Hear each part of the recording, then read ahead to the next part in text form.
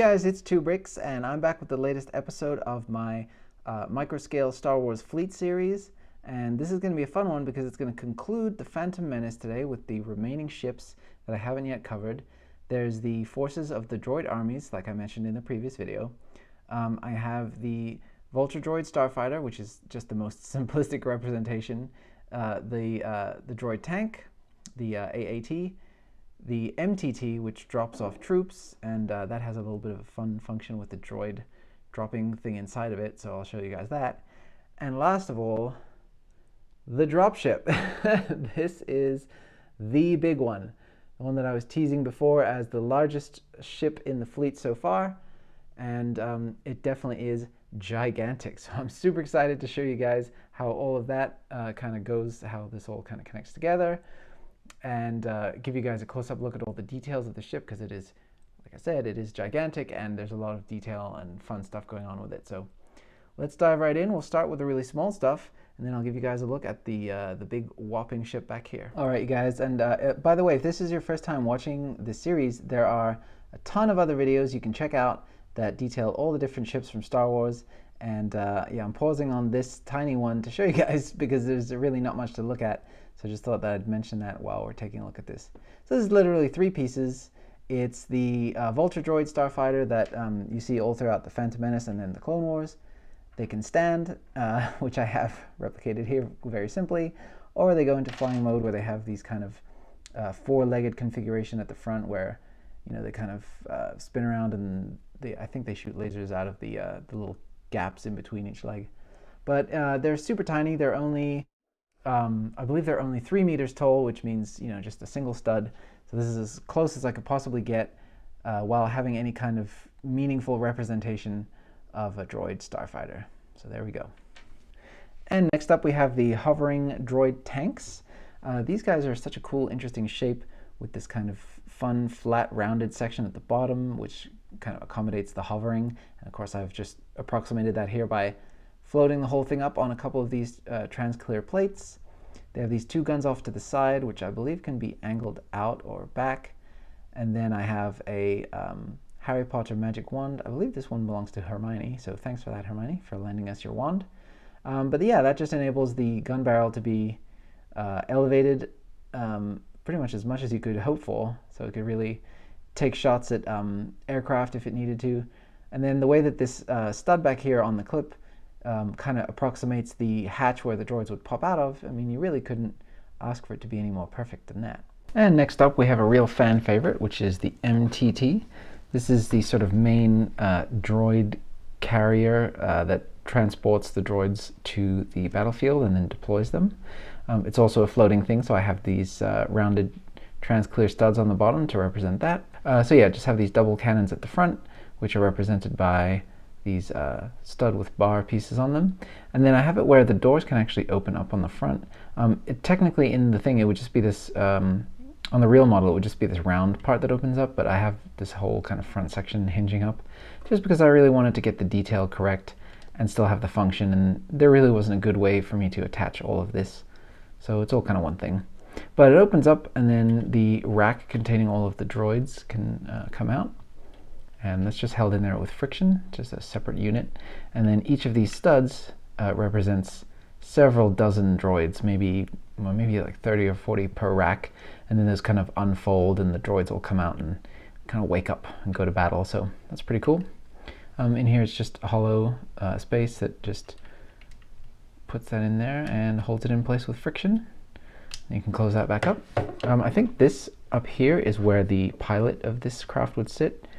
And then, yeah, the back end is just pretty simple with a lot of different slopes and these kind of black stripes, which I'm not sure if those are actually windows on the real thing or if they're just, it's just kind of indented detail. But anyway, those exist on the real thing, so gotta have them in there. And then down here there's this kind of little cutout with a lot of mechanical detail and like pistons and things of that sort. So I just have a very simple representation of that with the hollow studs left exposed under there to just kind of indicate that. So there's the MTT. Alright, you guys, and so here is the big one, the C9979 landing craft. This is such a cool, interesting, and unique design, and when I first saw these in the Phantom Menace on screen when I think I was about 13 or 14 when I saw this in the theater, it just blew my mind how simplistic yet interesting these ships looked, especially as they were kind of descending into the trees in the Naboo forest. I was just blown away by how expertly composited into the scene those were and how real they looked. Just absolutely a mesmerizing design, and I feel like I really had to do it justice. And so, you know, it's humongous. It's the biggest ship by quite a bit that I have in the fleet so far. So let me show you guys some of the features. So they have these two defense turrets up here at the front. I'm not sure how much, how effective those would be against something that's attempting to attack this ship, but there you go. These sections right here, these little black areas, are actually windows for the pilots to be able to look out and pilot the ship. There's this huge kind of landing drop section at the bottom. It kind of looks like a giant boot or something that is, what ends up actually dropping the forces out. And I have it to where these front doors can actually open. And hopefully there's enough light in there that you guys can see. And then you can actually remove your, get in there. You can actually remove your MTTs and they can be offloaded onto the battlefield. And the idea behind this landing craft is that it has several dozen of these stored within it. And then each of those several dozen has several hundred troops stored within that. So this one craft essentially can carry an entire army into battle and deploy it pretty quickly. So that's kind of awesome. So you have that, and then you have hundreds and hundreds of these guys stacked up, and of course dozens of droid starfighters as well. So all of those would come spilling out of this thing, and very intimidating, I'm sure, for the ground forces who, 1 minute there's nothing, and then a couple minutes later you got a whole army bearing down on you. So the way that I designed the wings on this are, they're super thin because I wanted to kind of pay homage to the very sleek, elegant look of the studio shooting models. And there were actually models made of this. It wasn't just CG. The wings have this gray identifying kind of corner on them with a little kind of extra light gray stripe. And I think those have like serial number type markings so that the droids can tell which one is which. The paneling, it's pretty subtle, but there is a lot of color variation in the panels. You can particularly see it when the ship flies in front of the sun. There's a kind of a shot in the movie where you start off at the front and then you swing around to the back, and as the camera comes through you can see all the different panels catching the light. And so I wanted to just represent that by having slightly different variations of brown and dark orange. I think they work pretty well. And then down at the end here we have these other two large defense cannons, which they're mirrored on the other side as well. And as far as mirroring goes, actually the designs are pretty similar. You can see there's a lot of symmetry, but there's also a little bit of asymmetry deliberately mixed in there as well, just that it doesn't look too manufactured, because you don't want to make it look like it just copy and paste one side to the other, right? That's not good design. But yeah, but it's mostly symmetrical. These large kind of armor panels, they sit up above the main surface of the ship, a little bit like how it is right here. And I think those are something that was actually added in-universe, added to make these more kind of war-ready, because there's potentially a weakness or something in this area. But this whole area where it's kind of thicker here at the front, this is the main storage section for a lot of these tanks. And then in the back, they have this kind of, again, a larger kind of fatter area where the MTTs, these guys, where those are stored back in there. And then there's kind of this interesting conveyor system where they travel down into the center of the ship, and then they're brought down, and through this kind of, in the cross section you can see there's kind of this like crane that lowers them down into position so they can then come out of the entrance ramp. And since these are hovering vehicles, I don't believe that there's actually a need for a ramp. I think that these guys just float off of, oh, excuse me. I think that there's no need for a ramp for these guys. They just kind of float off of the end and down onto the ground and just get going. So the doors have a kind of a cool look to them when they're closed up, where it's got this really nice kind of curvature going up into the ship. And I just think the whole bottom section of this has a really cool, unique look to it. Down the side here, these are engine intakes, and then it takes in, I guess, air at the front here, and then that powers whatever turbines are creating thrust out of the back. And I'll show you guys this from the back view in a little bit. Let me just show you on the bottom as well. I have some continuation of the paneling detail. Didn't want to skimp out on the bottom side, since 50% of this ship is the underside of these wings. So this section right here is attached using hinge plates, and it's built right side up, but everything else is just the undersides of plates through here. So there you go. And I really like in the design how they have this big kind of cutout section in the middle with all this gray kind of mechanical type detail that really breaks up the design, because otherwise it's just very, very brown all over. They always do just a great job of getting just the right amount of variation into these ships, so they're not boring, but they are very iconic in their silhouette. So I really love that about Star Wars designs. So yeah, I believe that there are dual bridges on this thing, this one and this one. And then back here, I think, is kind of a war room, situation room type of a thing, where droids can all kind of make tactical decisions and stuff like that. But I believe that the ship's actually flown from these 2 points right here. And since the droids are all connected in a hive mind, it doesn't really matter where they stand or where they are. They can all communicate with each other seamlessly. So there we go. I'll give you guys a look at the silhouette of the wings from above. They have this nice cutout kind of notch in them, and that's mirrored on both sides, of course.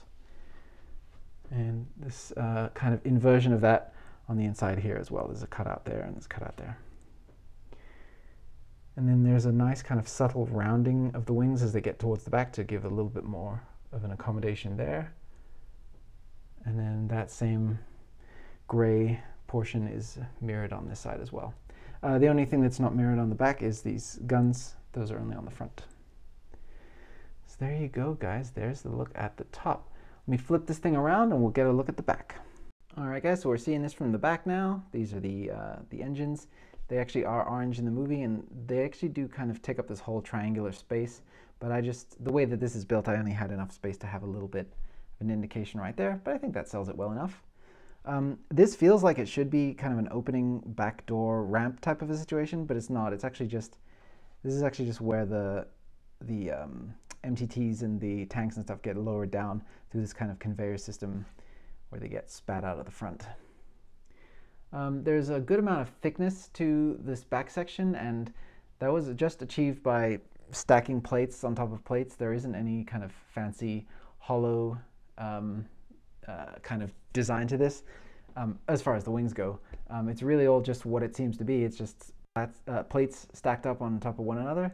And again, it's just a testament to the design of Lego bricks that something that's this heavy, that sticks out this far from the ship with no actual support or extra bracing, is able to just hold itself together so well.